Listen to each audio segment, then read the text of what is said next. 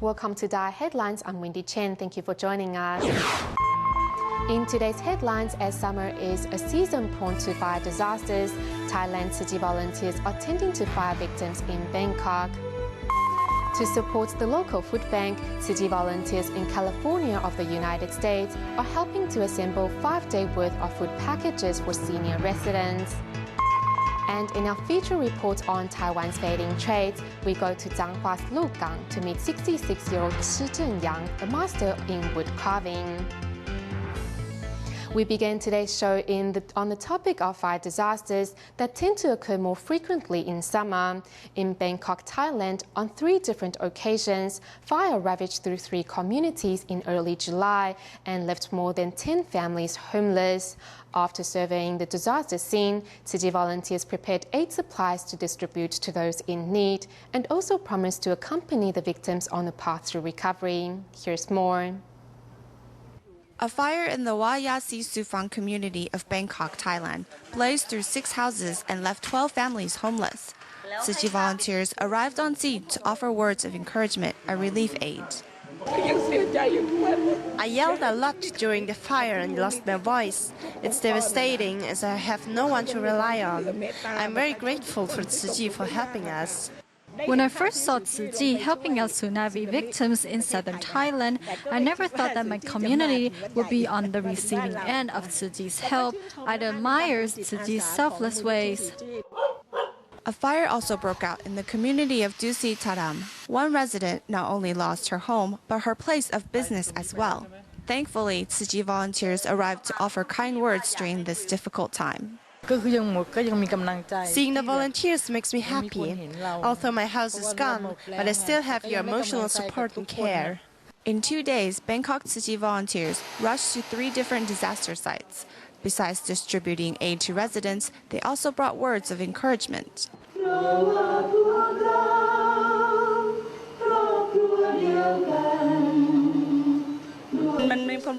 The fire happened suddenly. I panicked. I grabbed nothing, but today Tzu Chi volunteers came, making me feel I'm not so alone.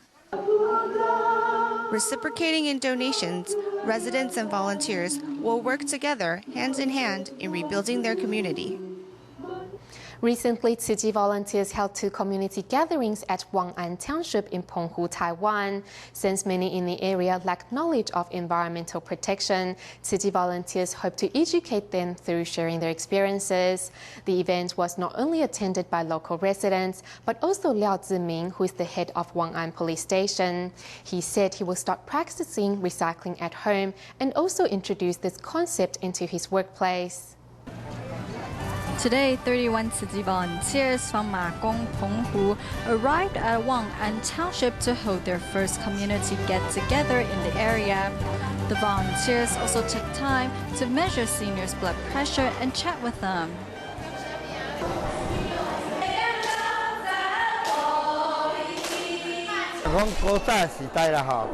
In the old days, people say that we are one big family, because we will live under the same sky. Now, with Tzu Chi helping the needy around the world, we have to keep this love going.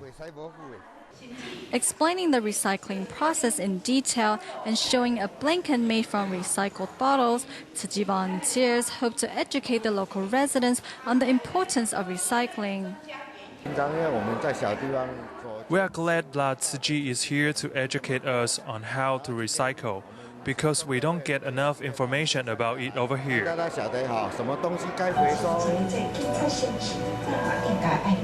Today, volunteers from Tzu Chi Policemen's Welfare Association also arrived in Penghu after being informed that the police head of Wang'an Station wanted to promote Tzu Chi's philosophy in his workplace. I'm willing to embrace Master Chen Yan's philosophy and start to practice recycling in our Wang'an Station. To become a bodhisattva, it is not just about praying. You have to incorporate the teachings into your life. 能消除烦恼就是慧。The volunteers also measure several police officers' blood pressure because taking care of their health is just as important as protecting the environment.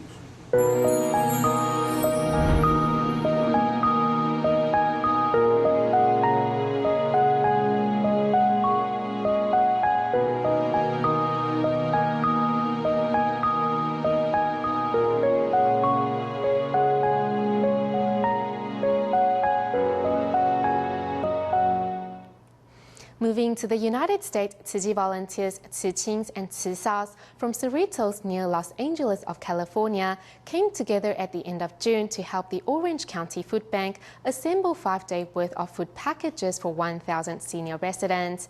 While packing the meals, Tzu Chi volunteers met a young couple who brought their son to celebrate his birthday by giving to the needy. Corn and green beans.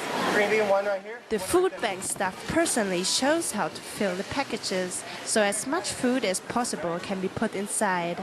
Volunteers were from 3 different organizations, including 15 volunteers from Tzu Chi. The 15 people are composed of Tzu Jings, Tzu Saos, and Tzu Chi volunteers. The Orange County Food Bank is expected to assemble 5 days' worth of food packages for 1,000 people. And even though the packages are not light in weight, everyone is happily lending a hand. In the middle of this all is young baby Tanner, whose parents also volunteered to help out on the day of their son's birthday. We really want to be here because I believe that birthdays are about celebrating life. And what better way to celebrate life than helping other people improve their lives? So we're here and we're having so much fun. Tanner's loving looking around at all of the people working, and it's been hard work, but it's really fun to see everybody here together and having a fun time helping others. Though nobody in this room ever experienced the distress of hunger, everybody is willing to imagine how difficult it is to live without food to eat and have decided to help as much as they can in order to spread the love. In its 20th year of establishment, some 2,000 Tzu Qings can be currently found in 15 countries around the globe. In the recent years, these youth volunteers have also played an important role in promoting the organization's missions. Despite shouldering the great responsibility of spreading the seeds of love to every corner of society, Tzu Qings have never found it difficult, but rather appreciate the chance to learn and give. Let's hear from these overseas youth volunteers and the wisdom they have gained since joining Tzu Chi. I hope that more young people will get to know or try to get to know Tzu Chi. We hope to attract more Japanese youth to join us. I am very determined to walk the Tzu Chi path. At our 20th anniversary, we need to invite more people to join Tzu Qing. Let us take on that sense of responsibility and make the world a better place. Despite coming from different countries and living in different cities, these youth volunteers share the same passion for the Tzu Qing organization. As Tzu Chi is stepping out to international relief work, Tzu Qings can also be found in some 15 countries worldwide. Work may vary in different nations, but Tzu Qings are an essential part of Tzu Chi in spreading the great love to the needy. In the United States, where the age group of our volunteers is a lot younger than before, Tzu Qing are also participating in more events. From only taking on assistant roles, many now took part in the organizing of the Buddha Day ceremony or other celebrations, and as always, they managed to come up with creative and new ideas. Our Tzu Qings are brought up in the local culture, but at the same time they are also nurtured in Tzu Chi's humanitarian culture. That combination can actually help us actively promote our organization.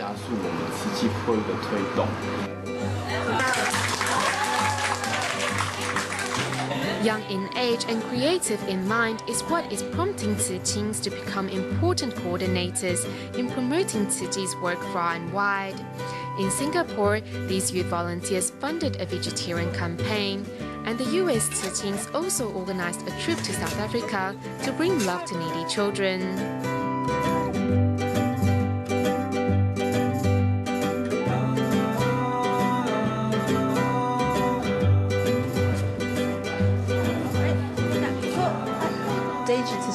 Tziqings are here with a heart to reciprocate, and we only hope to help our Tziqi uncles and aunties a little more. It is a rare opportunity to be able to help these disaster victims. I think it is really worthwhile coming here to give a little of my love. I'm quite nervous. It doesn't matter how many times I have been at a distribution because it is our first in every region. And we have no idea what it will be like. So I am normally more nervous on the first day. With limited human resource, overseas Tzu Chi volunteers and Tziqings are often required to multitask in events. For these young adults who are fluent in English, they also shoulder the responsibility of spreading the seeds of love to local residents. Tzu Chi is mostly Chinese, so when we go to school and we advertise, it's really hard because mostly all our language stuff is all in Chinese here. So it's very important to now use English in the public so we can grab them more to volunteer with us. The Chinese community in South Africa is now slowly moving back to Taiwan or relocating to other countries. So we have fewer people here. We are involving local volunteers because only when we do so are we able to pass on Tzu Chi's missions. Tziqings are said to be the future hope of Tzu Chi, and it is particularly true in the overseas chapters, as many either join the volunteers rank or devote themselves to working for the foundation after they graduate from university. With the disorder of the mind, we really need more young people to join us in promoting a sense of purity in society. I really hope that more local residents will join us in Tzu Chi's missions. Overseas Tziqings all hope to take in the local culture and bring our organization to an international level so that we may attract more young people to join us in making a difference.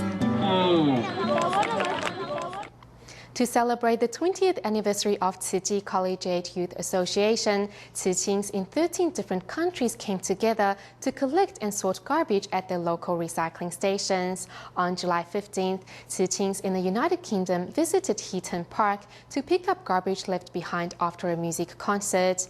The event was also joined by an Olympic champion from Jordan. Meanwhile, also doing their part for the planet are Tziqings in Vancouver, Canada, who for the past 15 years have been cleaning up the streets around the city. This time they also participated in the Marathon Recycling Day in spite of the poor weather conditions. Let's take a look. As part of the Marathon Recycling Day, Tziqings in Vancouver are ready to clean up the streets regardless of the weather conditions.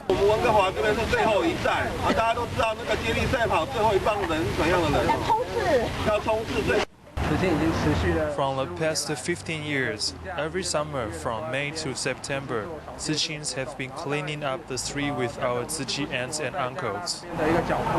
Thanks to the Tziqings and volunteers, the streets of Vancouver's Chinatown slowly have become cleaner.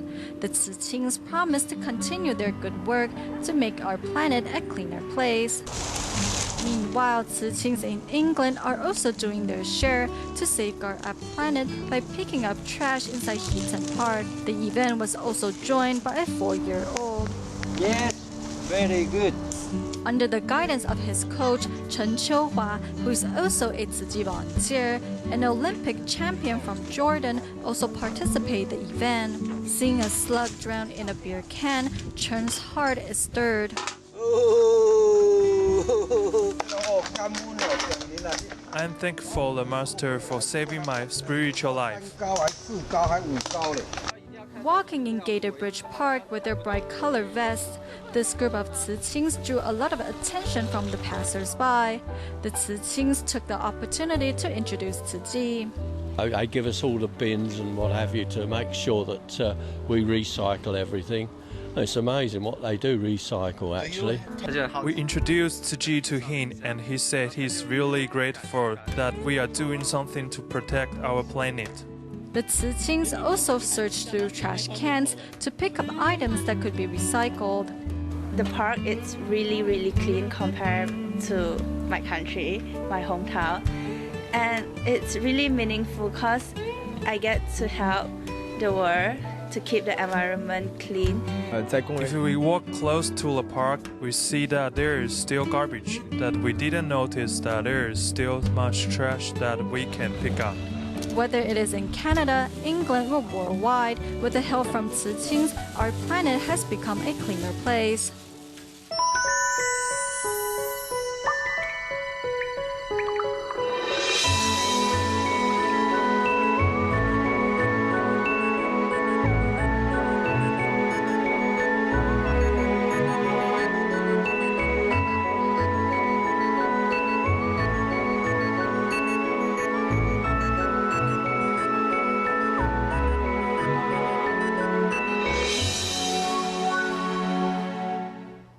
In our continuing series on Taiwan sunset industries, today we are taking you to Zhanghua's Lugang to meet Si Zhenyang. Master Si began learning the secret of wood carving by his father's side when he was just 11. By the time he was 25, he was already being commissioned by temples to help with restoration or new projects. In the years following, Master Si has helped renovate or create wooden carvings at countless temples. In addition, on top of the 8-hour workdays, Si Zhenyang also teach wood carving at 2 universities.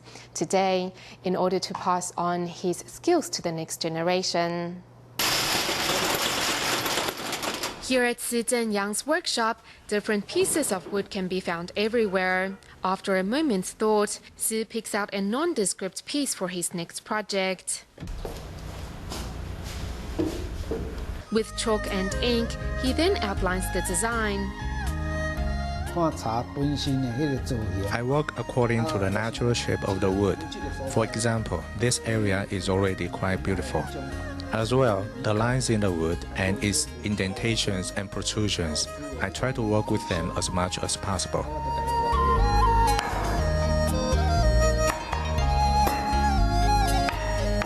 His right hand gripping a 4-kilo mallet, and in his left, Master Si will use nearly a dozen different types of chisels. I prepare ahead of time about a dozen different chisels. They can be divided into 3 groups: flat, hard inner side, and round head. Each one does a specific job very well. Although Si is a master at using his tools, 50 years in the trade has led to various injuries to his hands and fingers. The most prominent being his right index finger. They have all been injured. When you play with knives, the knives also play with you. 66-year-old Si Zhenyang, now with white hair and falling eyesight, has given his whole life to wood carving.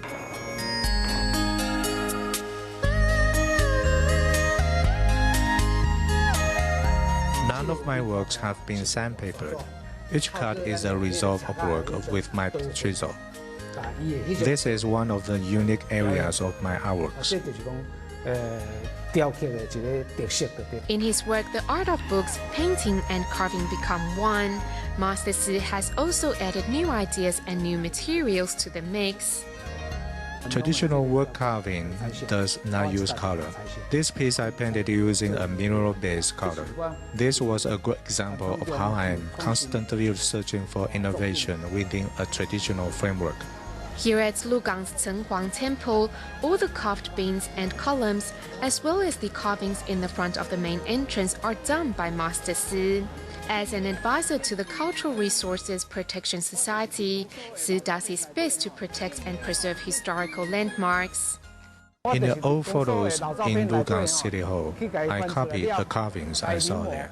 From when he was young, he was always hanging around temples. So when he started doing wood carving, he had deep respect for the culture enshrined in temples, which brought together Lugang's early cultural heritage with the heyday of woodworking and helped record our religious history. Stories of loyalty, virtue, and righteousness, among other sources of traditional culture, can all be found in Master Si's works. At 11, he began studying carving with his father. At 25, he worked on a cloud dragon carving at the Zhenlan Temple in Dajiang. At 40, he began to pass down his skills. In that day and age, skills were only passed on to sons. But now when I pass away, I can't take those skills with me. So I have decided to try to teach and guide others and expand the horizons of this art. Thanks to Master Sis' skills and willingness to share, an art that is almost on the verge of extinction can continue on. Tzu Chi volunteers around the globe are not only working together to promote conservation work, but they also share the benefits of vegetarianism with others in hopes of inspiring people to take on the meatless diet. In Malaysia, 78 children at the Kuala Lumpur Da'ai Educare Centre are vowing to take on a vegetarian diet to save the planet. Teachers also held an event in order to give 120 parents the right information about vegetarianism. Let's take a look.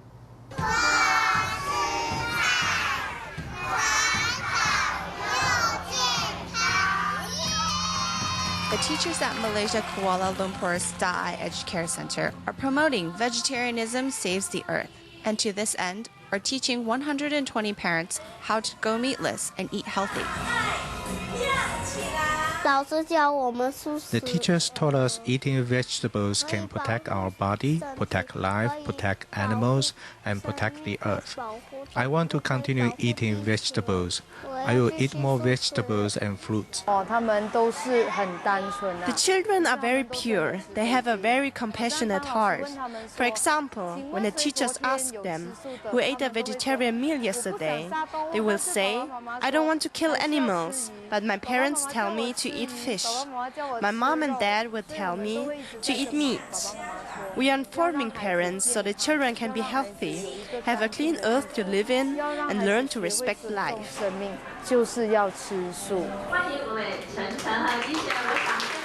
At Petaling Jaya's Jingsi Books and Cafe, pediatric health specialist Dr. Chen Chengheng shares his knowledge of how to increase children's intelligence and immune systems through vegetarianism. Besides protein in meat, everything else like iron, calcium, magnesium are missing. When you take a 500-calorie meat dish and compare it to a 500-calorie vegetable dish, you will find that the vegetable dish is superior in terms of nutrients. Many people are worried about pesticides, but what they don't realize is that there are pesticides in meat too. I was afraid that children, when they are growing up, would be adversely affected. And I understand that I don't need to be afraid of getting not enough nutrients when going meatless. Kids are white slate. What you give them to eat, they will accept it. It's actually a challenge for me, as I need to set a good example. By establishing a healthy vegetarian diet when young, we can all contribute to protecting our planet. At the end of our program today, we go to China's Fujian province. Yakou Beach in the city of Jinjiang is a classified national tourist scenic spot.